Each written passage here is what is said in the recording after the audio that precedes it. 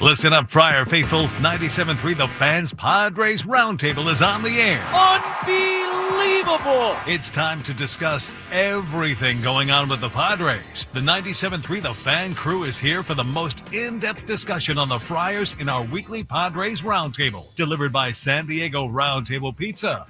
And now, here's your host, Ben Higgins. Things are going well for your San Diego Padres, everybody. Welcome in to our 97.3 The Fan Padres Roundtable, presented by San Diego Roundtable Pizza. It really is pizza royalty. I'm looking down. I see an empty chair all the way on the left. Oh, Matt Scraby. Is he late? Where is he? What's the deal? I don't know. These were optional. I know Tony Gwynn Jr. has a family commitment today. I He's know not one. here. I know one thing Matt Scraby's not doing. Producing our afternoon show. Working extra hard. on that right now. Wow. All right, so you know what? You work with what you Oh, here he goes. goes. He's off screen, but Can't get let in. we should have locked the door. Gentlemen. Should have locked the door. All right, and What time's eventually the 10 Matt o'clock Scraby's right will be Oh, Stephen no. Woods. Yeah. Apart. Do you have an excuse? You have a good excuse? I do, Traffic? actually. Okay, It's already- good. Okay. Encinitas is construction on every single street. It's insane. A semi tried to get into a construction zone. It got stuck because it couldn't make the turn. So they had to do like a 9,000 point turn in a semi. So, Oh, yes. nice. All right, well, That'll you know, do it. how early would you have been without that? 10 minutes. 10 minutes, maybe Okay. maybe 20 is the plan next time. All right, next to Matt Scraby is Stephen Woods, Hi, Benji. Paulie Reindl in the middle with Braden Sopranic, Chris Yellow here. You took a couple of strays before you got here. I'm sure I did. Ben, that was such like a disappointed dad right there. Like, Uh, hey, next time maybe you should leave a little bit earlier. You're Well, right, you know, Dad. You're I right. do have two boys of my Yeah, own, there you so go. Pretty sure Pete Carroll used to say, or still says, on time is late. Correct. My rule as well. So all right, let's start very simply and basically today. Padres are in first place for the first time in the second half of the season since 2010. Let's just begin, Chris, with your main takeaways from this 5-game winning streak. Your observations of what you've seen from the Padres this past week. Well, obviously, I'll leave all the congratulations and the plaudits to everybody else. They're playing great. 23-12, I think, since July 4th, which is a good run. It's not an incredible run. I think what nobody saw coming was the Dodgers going 12-21 and allowing us to make up 10 games. But look, the trade deadline acquisitions have lengthened the lineup. It's pretty obvious. The bullpen is, even better than it already was. And they've scored 4 runs, I think, in 13 of the 17 games. They've only lost 1 of those. They score 4 runs. Go home. It's a great thing right now, and I just hope it holds up because there still is 6 weeks to go in the season. I get the feeling we sense the finish line, and it's really quite still a ways away. Braden, we were just talking on our show. Obviously, there are going to be ups and downs from this point on, but this isn't simply just one of those up parts of the season. It is, but just compare it to the last time the Padres went to San Francisco. 4 one-run games, 2 one-run wins, 2 one-run losses. Now you go to San Francisco and 3 convincing wins. The Padres at least have the capability of doing that now. They don't have to eke out every single victory like they did in the first half of the season. Yeah, and I think a lot of it's 7, 8, 9 in the order that lengthened the lineup. Adding good solid major league bats to the lineup and getting that length and having guys like Jake Cronenworth bat in 7, 8, 9 spot. Freddie Fermin at the number 9 spot in the order has been great. And then you've mixed in some other players down there. Ramon Laureano is overqualified to be a 7th hitter in a batting order, but it's good problems to have. And I think the length of the lineup is really starting to pay dividends early on here. You're starting to see this team gel with all the new faces. And as Chris said, the other night when they had the lead, I think a lot of people flipped over to see what the Dodgers and Angels were doing because as soon as the Padres went up 4-1, you're like, oh, this game's probably over with the bullpen that they have. So everything's working on so far. But as Chris mentioned, we still got a handful of weeks to go. Woods, just your general thoughts here of this 5-game winning streak and what you're seeing from the team. A lot of fun, man. And I think, last weekend, just getting bodied by the Red Sox and then coming back to win those next 2 were the kind of turning points for me. I expected to beat the Giants. I did. There's a bit of phoning it in on their part, as you could see if you watch that series in San Francisco. But to come back and win Saturday and win Sunday against the Boston Red Sox was when I went. I mean, I've thought it at points this season, but it was the time when I went, oh, okay.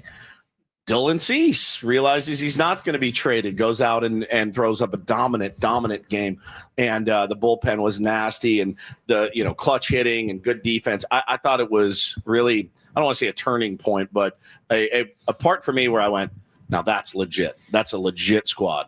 Paulie, it's been suggested that not only the lengthening of the lineup, but getting more production at the bottom, as Braden said, that's key, but taking the pressure off of everybody. Are you seeing that kind of trickle down effect that everyone seems better just by not feeling like they have those big gaps in their lineup now? I mean, even the insanely hot start to the season, I'd have to go back and look. I feel like there were a lot of those games where they won, but it was high stress, high leverage, as high leverage as the first week games can be, whereas we didn't have a lot of opportunities where you could not have to use any of your high leverage guys and then go another game and not have to use any of them and then get a day off and get guys like Mason Miller 3 consecutive days of rest heading into a big weekend. That just hasn't been an option. Every single win, it felt like, for the most part, through the first 110 games, it felt like a playoff game. You were losing, you were pulling your hair out because it was 1-0, 2-1. These close ball games. It came down to the pitching, and we have been saying time and time again, this bullpen can't do that all year long. Yeah, it's fun to envision a playoff scenario where you can just hand it over to your bullpen in the 4th inning, but we had to get there first of all, and they still do. But you're like, are these guys' arms going to fall off by the time we even get to October, and it's all for nothing? Matt, as I go to you, I want to bring up a stat Sam Levitt had on our show today, and Padres are currently on a 14-3 stretch. This is actually their second 14-3 stretch of the season. They also started 14-3 in their first 17 games, and I think one similarity is, if you remember in those games, they were actually getting production at the bottom of the order. It wasn't sustainable. Martin Maldonado and Elias Diaz were both hitting like 250, 300 back at the time. And when the Padres got that production at the bottom of the order, they were a very formidable team. But now it feels like you can expect it to continue, as opposed to then when we were all kind of waiting for those guys to go back to being who they had always been in their career. Exactly. I mean, the bottom of the order is the spot where we've been complaining about all year, which included the catcher. And I think getting Freddie Fermin may have been one of the more, maybe not the star-studded trade of the trade deadline, but getting him has changed his team because he's able to hit home runs, as we saw. He's able to get on base, and it changes everything. Now a pitcher has to worry about every single spot in the lineup. And if it's not like they get to 7, 8, 9 now and they're like, all right, here's my 3 outs, I'm going to get up, get down. But the bottom of the lineup is producing, and from 1 through 9, I truly think each guy is contributing in a big way. We're going to talk a little psychology today here on the Roundtable. Again, it's our 97.3 The Fan Padres Roundtable, presented commercial-free by San Diego Roundtable Pizza. It really is pizza royalty, both team psychology and fan psychology, because it's been a big topic for us this week. Okay, here the Padres are in first place this late in the season. This is what we always wanted. But, Braden, how excited are you letting yourself get at this point as a Padres fan, and how optimistic should we be about their chances now to finally bring a championship to San Diego? I think you should be very optimistic and very fired up about this team. I think they do a lot of things right. I think they take care of the little things now with the new additions that they have. I think they've eliminated most of the problems that they have had for the majority of the season. And I think right now is the time to strike. I think Tom Krasovic put out a column the other day about this being the time to strike for the Padres, and he goes through the National League. I mean, the Diamondbacks had a regression year. The Giants haven't been very good. The Dodgers have continued to, really struggle for now the majority part of the summer. And you look at the rest of the National League, aside from maybe the Brewers and the Phillies, who, by the way, you've taken 2 out of 3 from the Brewers, and you've split the series with Philadelphia. There's a lot of great opportunities for the Padres to make a run in the postseason. On top of that, when you think about the Padres in the World Series, right, it's 1984 and 1998, they ran into two juggernaut teams from the American League. There are no juggernaut teams in the American League right now that you would sit there and be like, this is the greatest X team ever assembled. This is the greatest Yankees team ever assembled. This is the greatest Tigers team ever assembled. So I think the stars are starting to align a little bit, but obviously as Padres fans, as San Diego sports fans, you never want to get too ahead of yourself because there have been some things that have gone wrong in the past. But out of all the chances the Padres have had to potentially make a run and win a World Series, this is probably one of their better chances. Woods, you're kind of an enigma to me when it comes to this because you're always willing to celebrate and be excited about things, but you also love the Winston Wolfe Pulp Fiction quote that you can't repeat on the airwaves about celebrating too early before the job is done. Yeah. So, like, where should we be here as fans in terms of our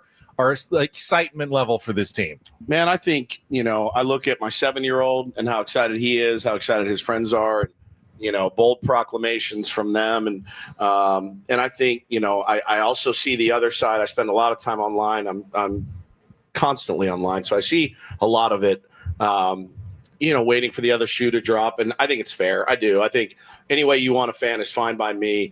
I don't subscribe really.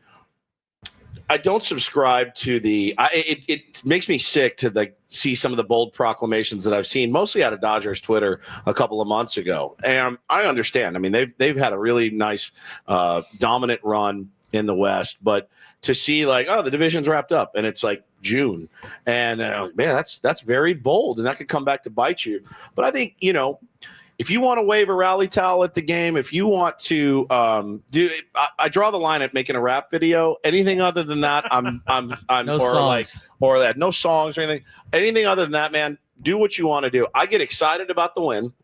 I do. I get very excited about the win, but then it goes away because I know there's 41 games to go, and I'm like, okay, great. Now turn the page.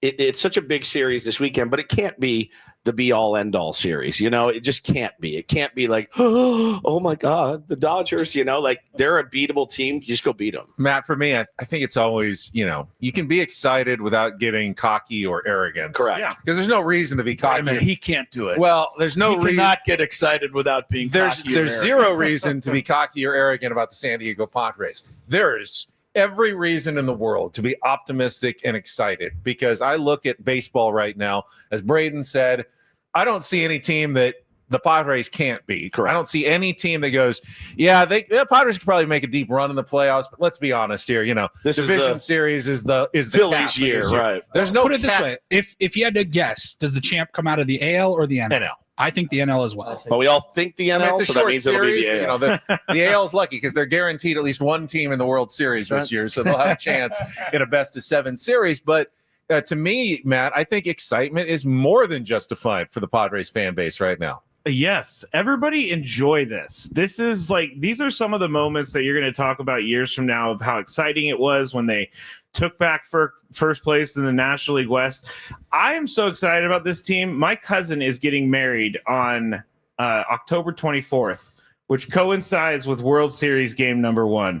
I notified her I will not be there if the Padres are in the World Series because I am that confident in the Padres making a deep run.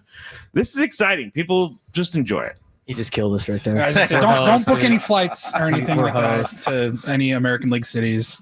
Please don't. Let's just hang on. Paul, you're both measured and excited at the same time. I think you're like all of us, right? Yeah, I mean, we're conditioned to feel certain ways and just kind of know that the inevitable is coming. And I was thinking about it the afternoon of the trade deadline. Actually, I go, these SOBs. It's the third time in the last couple of years now where I can feel my hopes starting to go up. And it didn't work out well the first 2 times. So I have reason to believe it won't work out the third time. And I'm not going there. I'm not dooming yet. But I thought after the 2022 trade deadline, getting Juan Soto, thinking you were getting Fernando Tatis Jr. back, I go, well, this is going to be the greatest team ever. Wait, there's who can beat this team? Didn't work out. Thought towards the end of last year, I was like, the Padres are probably the best team in baseball. They should go on and at least get to the World Series. Didn't happen again. I started feeling the same way after looking at the completed roster without having seen them even play one game yet with the new roster. And they've played so well. And I've started to let myself begin to go there and be like, man, this could be something special, but it's baseball, man. It's so hard. It is so hard to know. Chris, it's kind of weird. Saris was telling us this morning, the playoffs are always the great equalizer because they're so unpredictable in baseball in a short series. And normally that's where we always rested our hopes. Yeah, hey, if you can just sneak in as a wild card, anything can happen in the playoffs. Now you have a team and you're going, I kind of hope that not anything can happen in the playoffs. I hope sometimes that just the best team can go on and win, because the Padres are looking a lot closer to being the best team than they are to the one that sneaks into the playoffs and hopes for a miracle. A few things. I said yesterday, you don't get any trophies and nobody remembers you being in first place on the afternoon of August 13th. So we do have to keep that in perspective. On the other side, waiting for the other shoe to drop is no way to do it. Don't do that. Go all in on this team. This team is worth going all in on. At the end of the day, give it your best shot. The Cubs could never win it. The Red Sox could never win it. Hundreds of years. We're 50 plus. There are hundreds of years. You go to other, sports. Teams get to the big game, but they'll never win it until they win it. So maybe this is the year. We don't know. But why not go all in? This team certainly seems worthy of us going all in on. I feel like we could beat the Dodgers by 5 or 6 games if we keep playing well, because they're hurting right now. They're taking on water. I want to make sure we pass the Phillies, because I do want one of those first buys. I'm not worried about, what if we have to rest for 4 days? I just think this team's good enough to overcome all that, and I'm going to believe in it like that.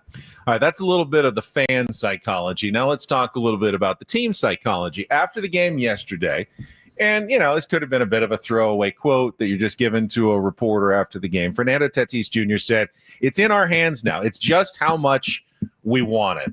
So, Matt, let me ask you, how much do you think desire is a factor, especially in baseball compared to other sports? Like, can you just want it enough that you can hold on to a lead because you tried so hard down the stretch? Or is that not really the attitude that this team should think about going down these last month and a half of the season? I'll take whatever motivates them. And if that's what motivates them is that we got to get this done, then go for it. Because the baseball season is so long.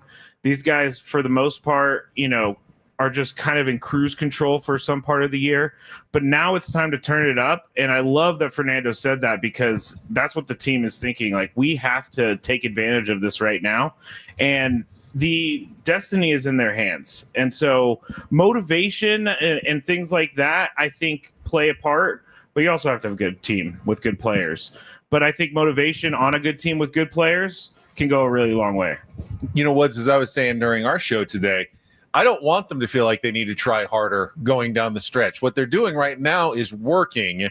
So just keep going. You play smart baseball. You didn't see everyone with their hair on fire when it was 10-1 in the game yesterday, and he hit a ground ball. It's fine. You're out. Let's keep moving on. Let's be smart the rest of the way. That's kind of what I'm looking for. It's not, to me, a matter of desire. It's not football where, if you just have a little left, you can, fight your way through a little more pain and, one more tackler, maybe your will can carry you to a title. Baseball's a different sport. It is, but I think, it comes down to also preparation. Can you prepare a little bit better? Can you prepare a little bit harder? Can you take a little bit better care of your body? Can you make one more right decision? Things like that, to where, they love to make a big deal out of things about, like, Mookie was struggling last year in the playoffs, and they made a huge deal how he locked himself in the cage and hit 200 baseballs. Well, the next game, what happens? Mookie Betts came out and started hitting the baseball again. Some guys that doesn't work for. There's some guys that are like, bro, I need less swings right now. I'm exhausted. My back hurts. Like, I need to do less. Those guys, Schulte trusts them to know what they need to do. But I think when Fernando's talking about that, the collective group is all on the same page. And yes, that's like the goal. The brass ring is there in front of them.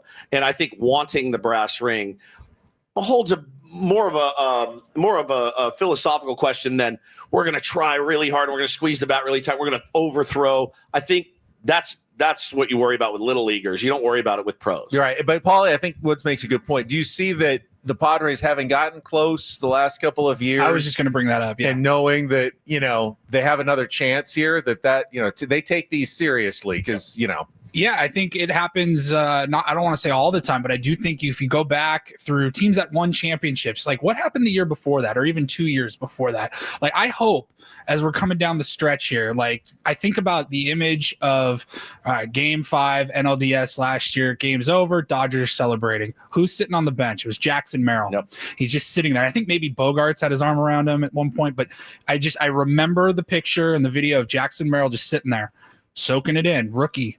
Watching that celebration on their home field. And I remember hoping in that moment, don't forget how this feels. Remember this next year and beyond. Use it however you need to use it. And I hope, with the continuity on the roster, we didn't lose a whole lot of guys from the roster that they had in the playoffs last year. So I hope a lot of those guys have that same feeling. And you don't have to use it to push too hard, because I do think I agree with you, Ben. Like there's a point where you can want it and want it and want it, and then there's a point where you're pressing and it's too much and you need to like peel it back and relax. So I hope those guys, they remember that feeling of last year, thinking, you know what, we think we were the better team and we got beat, and then that team went on to win the World Series. I hope it hurt, I hope it stung, and I hope it fuels them for this October. Manny sat down with us at spring training in 2023, and like Manny's kind of a tough interview sometimes because you have to pull stuff out of him. And I'll never forget the moment. He like grabbed the mic and basically was like, look, let me start with the fact that we are mortified and embarrassed about how last year ended. It sucked. We don't want that to happen again. Didn't have the best ending last year, but I was pretty inspired by that baseball team most of the season, as I have been by this baseball team. And, I think with the leadership that the Padres have, the guys that have obviously been there before, you hope that some of that factors into, getting through these last 41 games. But you're seeing, as of recently when you're playing well, you're seeing Jackson clench his jaw a little less. You're seeing a few more smiles from Fernando, all those things that everyone loves to really pick on and look for. Just continue to have fun being with your brothers, playing baseball as hard as you can, and they've done that. They got so many resources too. I was thinking about like some of the new acquisitions that you got, like Nestor Cortez. I know he got lit up last year in the World Series. That can still be a good thing. He was in the World Series. He was in the World Series. Can you imagine Michael King in a big October game? Maybe some nerves. I don't know about Michael King, but I'm just throwing him out there as somebody that doesn't have a ton of that playoff experience. I'm like, that's a guy that Nestor Cortez, who may not even be on the roster, the playoff roster, but can still lend an ear and be like, hey man, like I overhyped myself. I got in my dome. It didn't work. Whatever went wrong for him last October, that's something now that was a negative that can be used as positive. I think Paul's onto something, because I said last year, and this was about the Lions when they lost in the playoffs, but teams need failure to get to that place where they can win a championship. And if you're a team that sticks together and you go through that failure together, you're going to learn from it and you're going to be better. That's why we see teams get to the top a couple times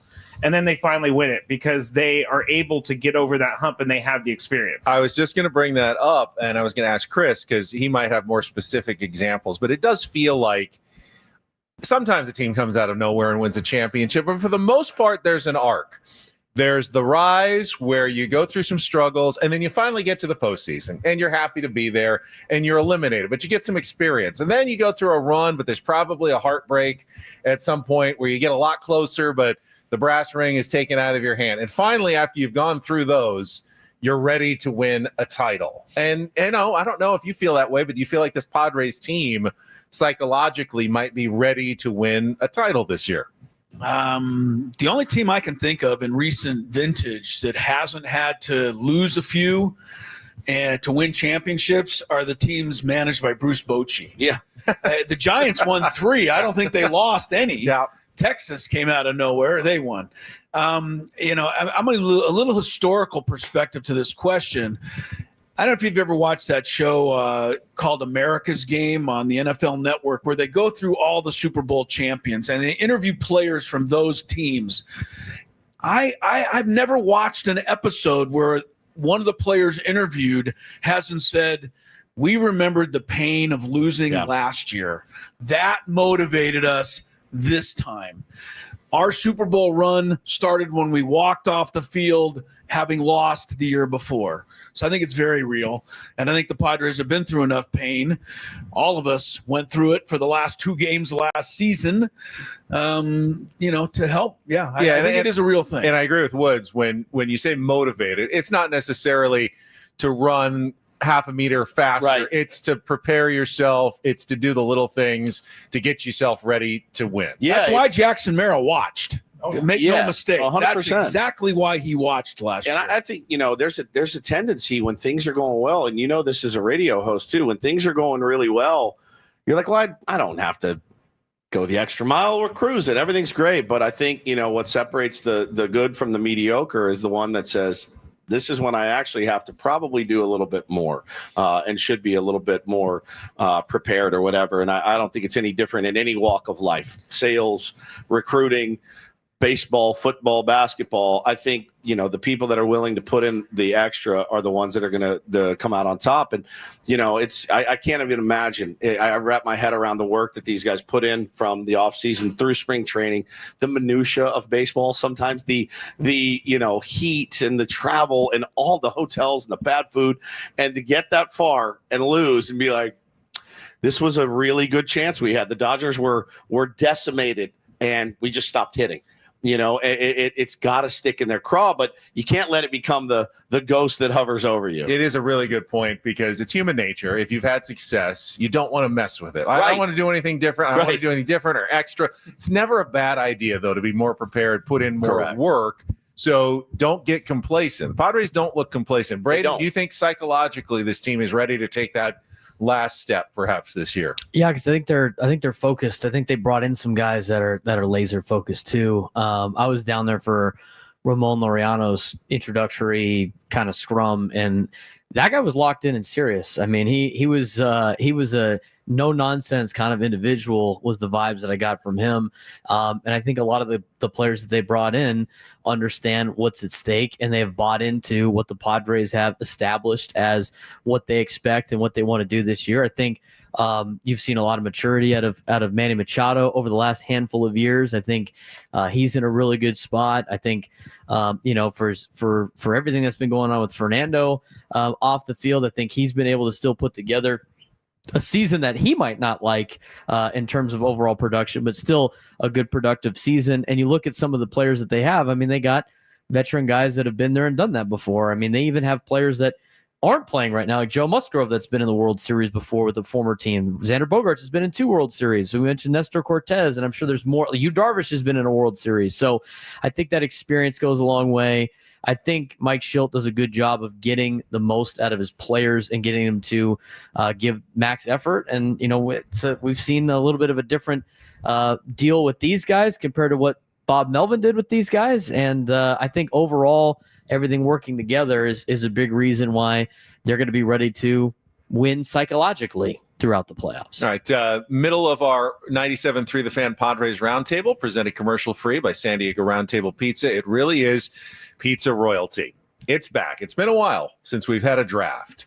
You all remember the rules? You can't pick someone who's already been taken. I will lay out the question. The order of the draft is simply geographical. Matt Scraby right on down the line. And here's the question for our roundtable draft. Padres have won 14 of 17, including 5 of those before the trade deadline actually hit. So, Matt Scraby, who's the MVP of this recent run for the San Diego Padres? Gosh, you put me on the spot, and I'm forgetting everybody who plays. You got everyone to choose from, though. So you can't be wrong, everybody right? to choose from, and I'm forgetting Tyler all about Wade. it. No, Tyler Wade. He's the MVP. That might be a bad answer. He's the MVP in spirit. I'm just gonna say the answer that first came to mind, and I know that some of those games were done before the trade deadline, but I do think Ramon Laureano has helped this team a ton. Good answer. And left field is. You got your left fielder now, and he's a gamer, as Braden said. He's a serious guy. He wants to win. I think his addition has taken them up a little bit, so I'll take him. All right, I picked this question because I think there are a lot of good answers and valid answers to this question. Last 17 games, Woods, who's the Padres MVP? I think Xander Bogaerts is a couple of big home runs. and just a kind of calming down for Xander, honestly was much maligned. And I think for good reason for a lot of his Padres career, but to just settle in and to be, I know there's been a couple of defensive miscues, which have been uncharacteristic of Xander this year. But all in all, just a calmness to him, a joy. I'm seeing a lot of joy from him, and I think a steadying force at shortstop for the San Diego Padres, and finally realizing, some of the potential that we saw has gone a long way in these 17. Paul, I don't know his numbers in the last 17 games. It feels right to me. Big home runs. Yeah. Feels right to me. All right, Paulie? Can I say AJ Preller?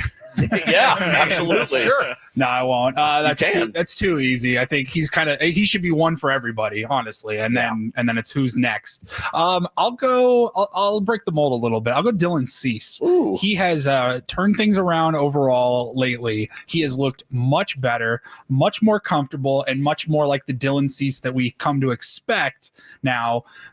Anytime he gets the ball, if it's a big game, like there's nerves. I don't know if it's PTSD from last October or whatever. He had a really weird first half of this year where he would look dominant for like 3 to 4 innings, and then it would unravel fast. I mean, go to the bathroom, go grab some water or something. You come back to your television, and we're down 4 already. It's crazy. He is looked like he started to lock in, flip a different gear, whatever you want to call it. He has looked so much better. And that was a huge question mark that we all had for weeks leading up to the trade deadline. What do you do with Dylan Cease?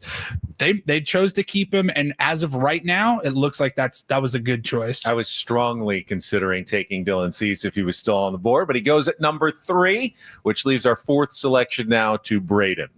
I think Freddie Fermin's been huge for these guys. I was thinking about Dylan Cease and Xander Bogaerts and Ramon Laureano, just in case nobody picked Freddie Fermin. And to me, him being at the number 9 spot in the order and contributing offensively way more than what the 9 spot had been contributing has been a godsend. I think the way that he has handled the pitching staff. I mean, Yu Darvish the other night pitched really well. Yep.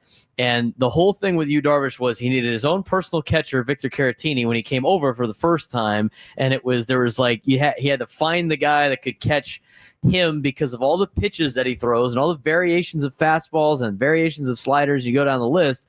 And the first time Freddie Fermin ever catches this guy in bullpens and anything was that Tuesday night or Monday night, whatever it was. He did a great job. So I think the way he receives, as Mike Schilt has mentioned, that's a big thing for him. He's done a great job filling in there. He's done a great job throwing runners out. He's done a great job offensively. To me, he's been the MVP. And for Xander Bogaerts, as you mentioned, he's been the 6th best player in Major League Baseball since June 19th. Yeah. According to Fangraphs WAR. So you got a lot of guys making some contributions. We talked for so many roundtables about how they don't even need a star at catcher and left field, just someone serviceable who can do a minor improvement. They've ended up with 2 guys who, at least in the last 2 weeks, have been absolute stars in Laureano and Fermin. So they have both been MVPs. Chris, who's your selection? Speaking of those guys, the most surprising statistic of the week was that Fernando had 3 RBIs in the game yesterday. That means there were 3 guys on base from the bottom of the order. I honestly think my top 5 were all selected. I was going to 4 picks, but he mentioned AJ Preller, who I was going to go with. I also might mention Mike Schilt. Who else can I steal? You're going to use them all. I'm left with Jackson Merrill. Because what I liked was the win Monday night in San Francisco. That was a 1-0 game if there ever was one, and he broke it with the base hit and broke the seal on Logan Webb. I think Merrill's his attitude towards baseball and understanding the game is different from almost any young player I've seen come up. And I think that he represents all that's good about the Padres. I also want to give a shout out because I think this is a underrated part of why they've been successful. Gavin Sheets has taken his demotion, gone over to the bench, been the first guy off the bench to congratulate everybody who does something, and when given the chance, had a couple of 2-hit games. Mike Schilt even shouted him out and said, what we had to do with Gavin Sheets was not easy. His accepting of this role is a true measure, I think, of what this team's about. Jackson Merrill's impact on this team, outsized for his age and even his production, just what he does in terms of kind of setting the tone, very unusual for a 22-year-old. That leaves me with the 6th pick, always the toughest slot to go, but I will just go logically. 17 games. One guy has reached base in all 17 of those games. One guy has been in the bottom third of the order, the only one for all 17 of those games that has been the most important part of this lineup. And he rarely gets spoken about by San Diego Padres fans. That is Jake Cronenworth, who has a .453 on-base percentage during his 17-game on-base streak. He's come up with some big hits as well over that stretch. He's hitting over 300. He's quietly having a really excellent season. He's playing, defense at a strong level. He'll move around wherever they need him to go.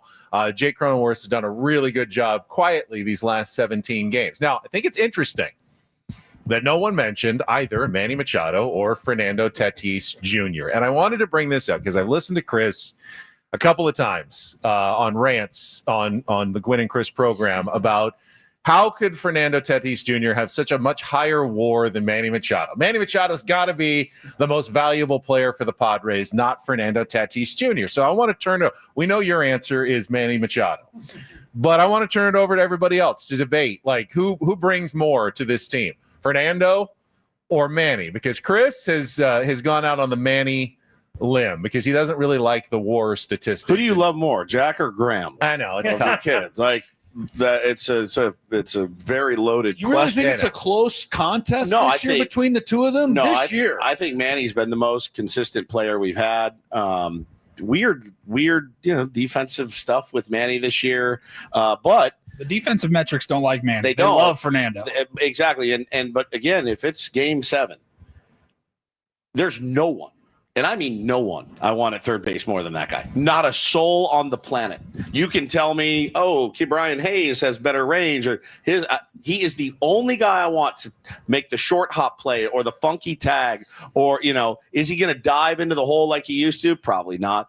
But he is the guy I want at third base in a Game 7 that I feel massively comfortable with. So, and same goes, for Fernando in right field. The catch he made yesterday was staggeringly great, but I think it's Manny. They've both been very valuable, but I almost called into your show, Chris, because, which I really wouldn't have done. Please do. I feel like it would have been embarrassing. Scraby would have never seen the call come in. But, but wow. you rail More against shots. the WAR statistic, and I know it's imperfect, and I know you can't really quantify defense, which Fernando's has been amazing. He made another unbelievable play yesterday in the series finale against the Giants.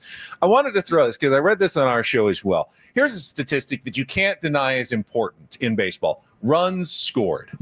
That's the name of the game, is scoring runs. And if you look now, it used to be back in the day, we talked about like Brett Butler would score a ton of runs because he'd get on and someone would homer him in. But nowadays, you put your best hitters at the top. The leaders in runs scored in Major League Baseball, top 10, they're all superstars. Shohei Ohtani, Aaron Judge, Juan Soto, Fernando Tatis Jr., Ellie De La Cruz, Kyle Schwarber, Vlad Guerrero Jr., Julio Rodriguez, Francisco Lindor, Cal Raleigh, Corbin Carroll, Kyle Tucker.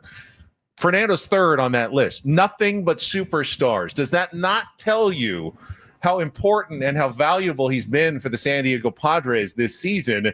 Because what he's been doing, that's where you put your superstars at the top of the lineup. He's a superstar. He's not better than Manny Machado. Why do you hate Fernando Tatis Jr.? There you go. You hate him. Why do you hate him? Why do you hate him? That's what the Can I answer?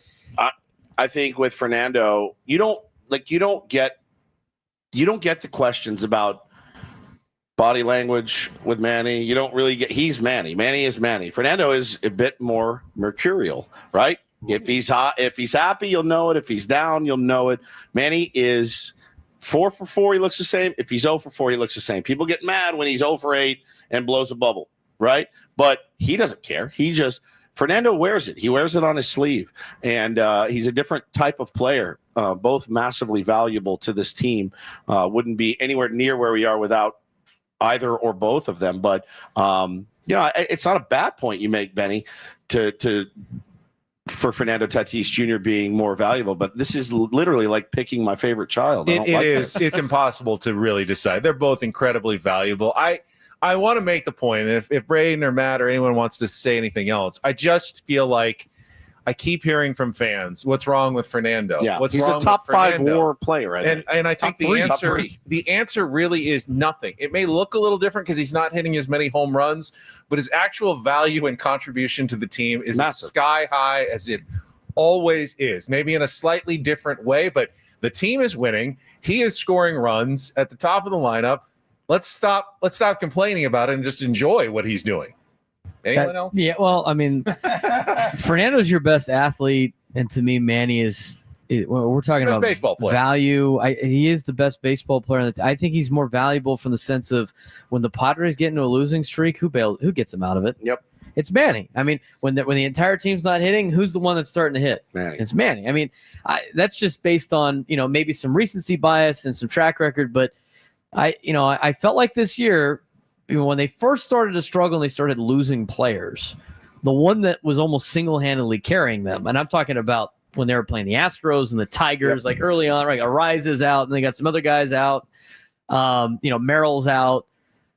Manny put the team on his back, and he shines in those moments. Now, does Manny always come up with the clutch hit at the end of the game? No. I mean, we've seen him strike out a lot of times near big high-leverage situation and stuff like that, but he gets you to where you want to be more times than not. Where he goes is where the team goes. Fernando's, up and down, like Wood said, but to me, Fernando's your best athlete, and Manny is, in fact, your best baseball player. I think you look to Manny when the team is slumping, and you see someone who's calm and collected. Yeah. I'm not saying no one looks at Fernando, but Manny's the leader of this team. His temperament and his disposition is what is telling these other guys, like, hey, everything's cool. Everything's all right. We're good. Yeah, we're good. Fernando, on the other hand, there are, like you said, he wears his emotions on his sleeves. No one's going to the guy who's wearing his emotions on his sleeves for comfort. They're going to the guy who seems like everything's okay. Like Manny would never say,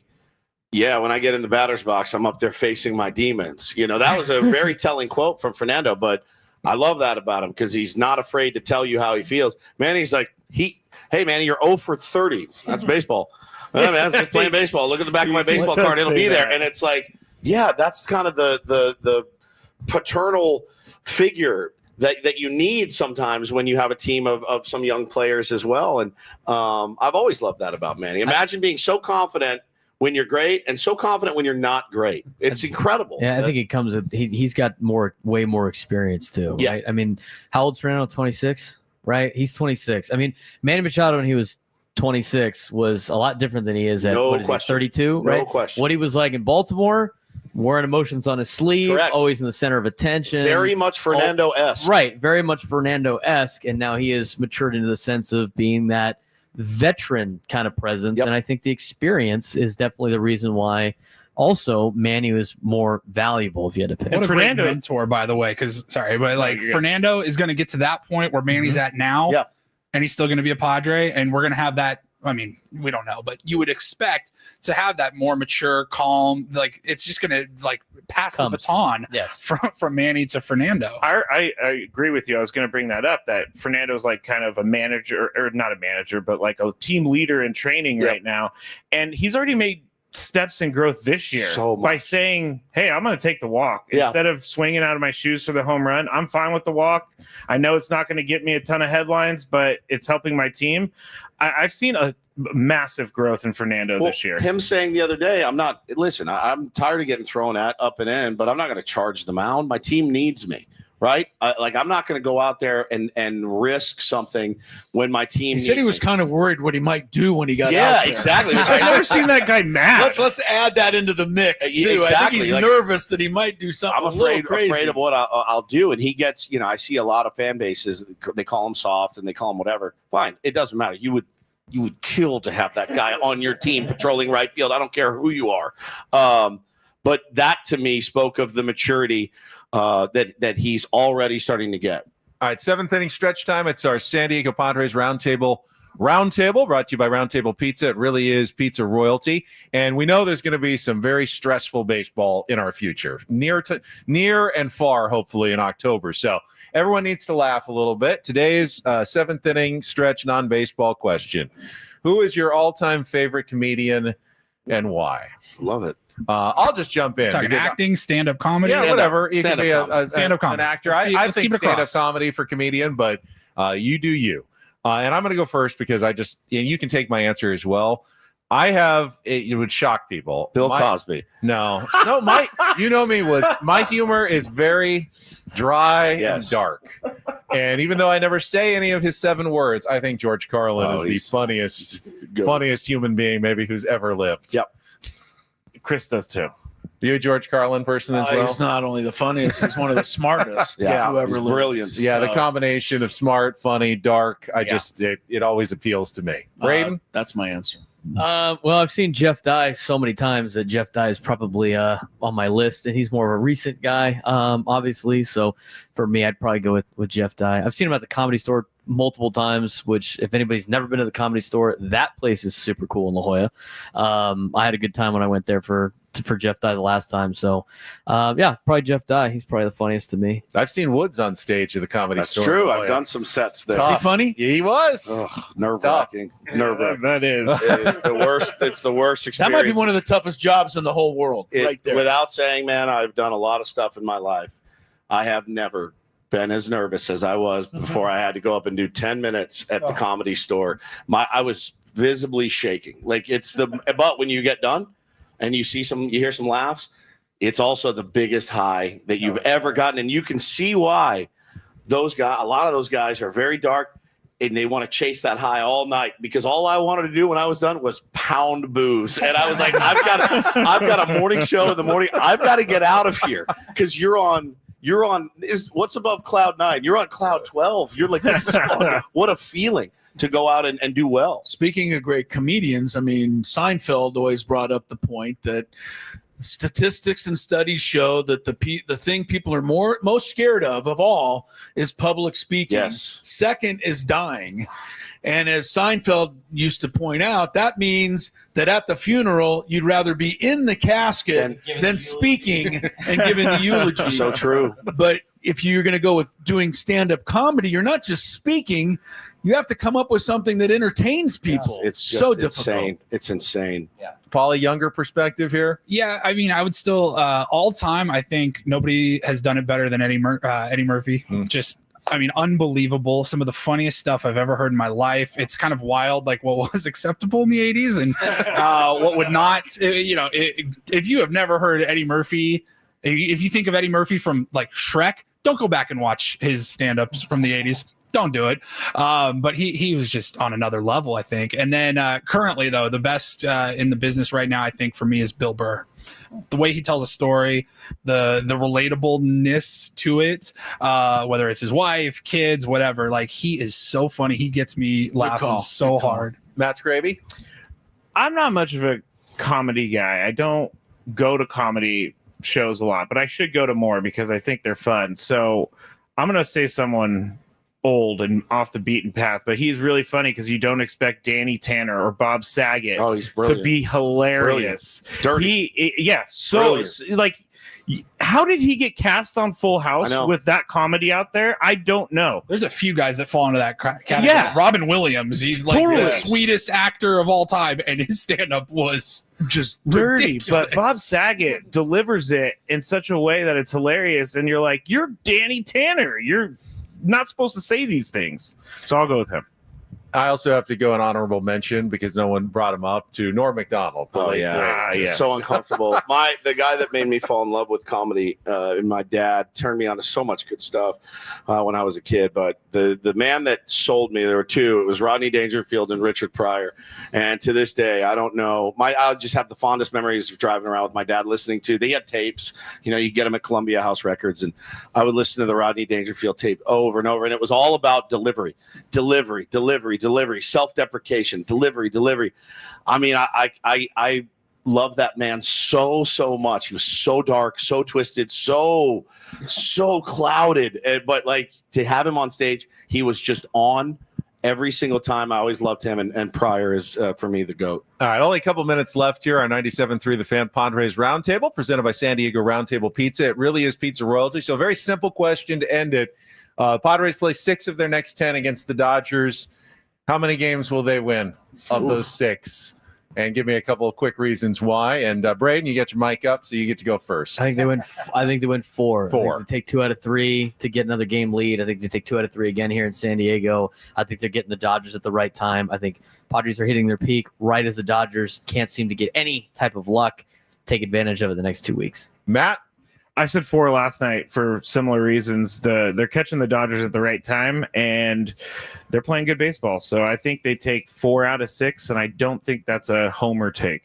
We all take 4 right now. Sign up for it. Oh, God. Oh, yeah, absolutely. Kidding me? You go high, you go up to 4. You're Oh, good. God. In a heartbeat. 4? Is that your Yeah. answer? No, I'm taking 3 and 3 because that's 3 what and I 3? do. I go 500. You always you like to under. He's not Set going the, you like to set expectations a little bit lower. I still have us at 81 and 81 this season, just so you know. So. I thought about playing the Collapse is same. They're going to have to work hard to get there. I know. I thought about playing the same like reverse psychology. Yes. Like, I mean, this team's going to be lucky to win 2 out of 6 against the Dodgers. Right. But no, I mean, yeah, of course you take 4. In a heartbeat, you sign up for 4. We're all very reasonable people.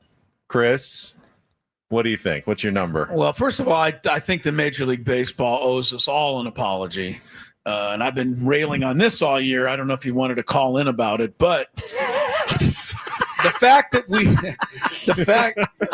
that we are done playing the Dodgers with 5 weeks and 31 Here it games comes. left on the schedule is ridiculous. And it's a shame for all of us for baseball because it would have been a lot more fun that way. Thanks, John. Yeah, at least we get the Orioles. I thought you were going to be upset that they weren't Sunday Night Baseball this weekend. We got Minnesota Twins at the end of the month. Right. Yeah, it really is disappointing, and I know we're not the only division going through that. But I'll just honestly take the 3. I don't really need more. Just keep it status quo. Yep. I think we can beat the Dodgers down the stretch. So just stay where we're at. It's interesting because as the Padres head into this series, I would argue that both teams are kind of in the same boat. The Dodgers need to win 3 of the games because they can't afford to fall any further behind, but they're also trying to bide their time to get their relievers healthy. They need to win 3 because they don't want to start burying themselves 3 or even 5 games behind the Padres. The Padres, meanwhile, need to win 3 games because all they have to do the rest of the way is match the Dodgers win for win. Yep. And if they do that and finish with the same record as the Dodgers over the last 41, they win the division because they're a game up. So both teams kind of their needs coincide over the next 6 games, which leads me to believe we'll probably see them both win 3 and lose 3. In these Keep in next mind 6. also in between the 2 series, while the Padres are hosting the Giants for 4, Rockies. the Dodgers go to Colorado. I'd almost rather play the Giants. I would Yeah, too, man. same. But That let me house of just horrors. point out the Dodgers are 7-0, I think, against the Rockies They're overdue this to year. lose So, one. well, I'm just something to keep in the back of your mind during this And stretch. the Giants look dead and buried after this week. I'm just hoping the Giants can find it in themselves when they play the Dodgers 7 times in September to find a way to win. Hey, 2 real of those. rivalry. Real You never rivalry. know. Right, You never know. At some point because they don't look like they were trying very hard the last couple of days, to be sure. Shout out to Ramos. All right. Well, this is going to be really interesting, guys, over the last 6 weeks of the regular season into the postseason. A lot of scoreboard watching going on. As Chris said, got to keep an eye on what the Phillies are doing. Padres just a half game back heading into their series for the 2nd seed now in the National League. Maybe the Brewers are uncatchable, but 2nd seed's just as really good as the first, other than that home field advantage. So we'll see what happens, but it should be quite entertaining over the rest of the year. That's it for us. We will be back next Thursday at 10 a.m. for another edition of the Padres Roundtable. For Matt Scraby at the end, say goodbye, Matt. Goodbye. Woodsy.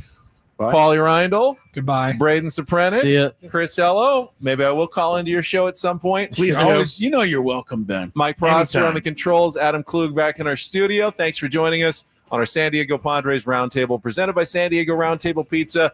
It really is pizza royalty. Have a great rest of your day.